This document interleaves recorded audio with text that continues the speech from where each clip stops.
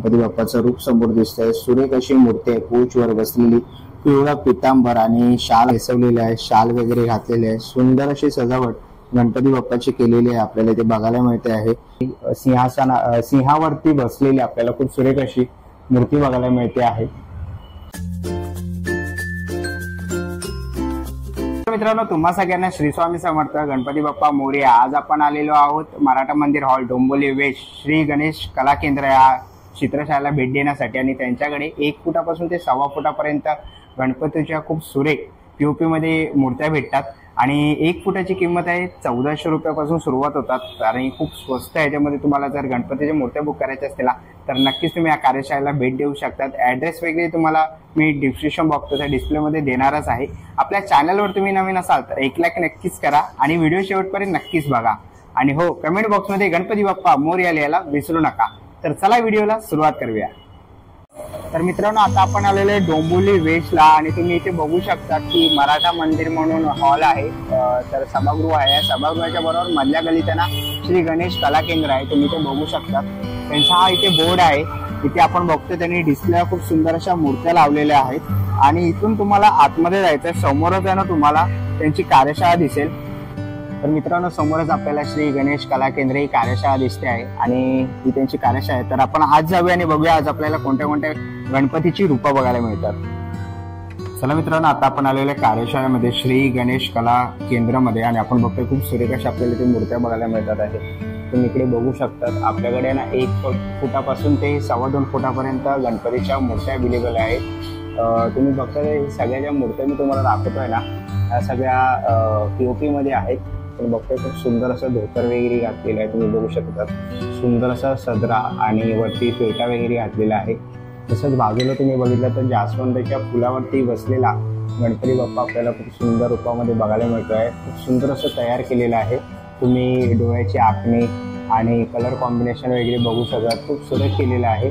तसंच आपण इकडे बघतोय खूप सुंदर अशी बैठक आणि पेट्या घातलेल्या गणपतीचं रूप आपण बघतोय, खूप सुरेख असं सुंदर अशी आपण आखणी डोळ्याची बघतो आहे आणि कलर कॉम्बिनेशन खूप सुरेख असं केलेलं आहे। कलाकाराने खूप सुंदर अशी कलाकुसरी प्रत्येक गणपतीच्या मूर्तीवर केलेली आहे। बाजूला पण बघतोय जास्वंदीच्या फुलावर पुन्हा एकदा सुंदर असं आपल्याला गणपतीचं रूप बघायला मिळतं आहे लंबोदरमध्ये। काही आपल्या भाविकांना देता घेता रूपामध्ये आपल्याला गणपती बाप्पा पाहिजे असतं तर सुंदर आपल्याला गणपती बाप्पाचं रूप समोर दिसतंय। सुरेख अशी मूर्ती आहे, कोचवर बसलेली, पिवळा पितांबर आणि शाल आपण बघतोय भगव्या कलरमध्ये आहे। सुरेख अशी ही मूर्ती आपल्याला बघायला मिळते आहे। साधारण ही 2.25 फुटामध्ये मूर्ती आहे आणि पीओपी मध्ये आपल्याला ही बघायला मिळते। समोर मित्रांनो आपण बघतोय खूप सुरेख अशी मूर्ती आहे, झाडाचं खोड आहे आणि प्रत्येक झाडाच्या खोडावरती ना अष्टविनायक गणपतीच्या मूर्त्या त्यांनी डेकोरेट केलेल्या आहेत। खूप सुंदर अशी मूर्ती आपल्याला इथे बघायला मिळते आहे। तसंच तुम्ही बघू शकता प्रत्येक आपल्याला अष्टविनायक बघायला मिळतात आहेत। जर तुम्हाला अष्टविनायक थीम असेल किंवा तुम्हाला अष्टविनायकाचं डेकोरेशन वगैरे करायचं असेल ना, एक सुंदर अशी मूर्ती आहे, मुकुट वगैरे आहे, तिला सुरेख असं नाम दिलेलं आहे। आपण कपाळावरचं नाम बघू शकतो, सुरेख असं विठ्ठलाचं नाम दिलेलं आहे त्यांनी। बघतोय एक सुंदर अशी सफेद धोतर घातलेली मूर्ती बघतोय, कोचवर बसलेली, सुरेख अशी घेता स्वरूपामध्ये सुंदर अशी ही मूर्ती आहे। तसं आपण समोर बघतोय खूप सुरेख अशी मूर्ती आपल्याला इथे बघायला मिळते आहे।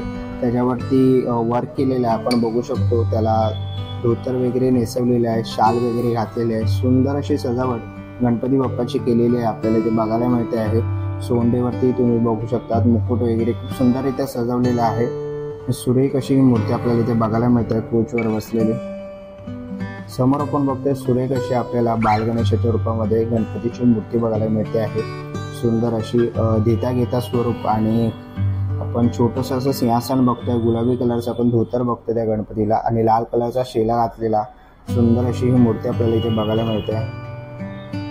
तर मित्रांनो, समोर आपण खूप सुंदर अशी वीणा घेऊन बसलेली गणपती बाप्पाची मूर्ती बघतोय, सुरेख अशी ही मूर्ती आपल्याला बघायला मिळते आहे।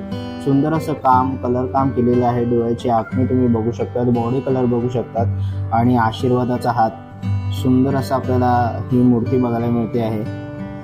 आपण ही मूर्ती बघतोय 1.5 फुटामध्ये पीओपी मध्ये तुम्हाला इथे बघायला मिळेल। सुरेख अशी ही मूर्ती आहे, समोरच आपल्याला गणपतीची सिंहावरती बसलेली आपल्याला खूप सुरेख अशी मूर्ती बघायला मिळते आहे. सुंदर असं रूप आपण बघतो आहे आणि ही मूर्ती बघायला मिळते. पिवळ्या कलरमध्ये आपण शेला बघतो आहे. सुंदर असं रूप आपण गणपतीचं इथे बघतो आहे. त्याच्यासोबत तुम्ही सिंह बघू शकता, सिंहावरती विराजमान झालेली आणि पायाखाली आपण मूषक बघतोय. खूप सुंदर असं मूषकही दिलेलं आहे.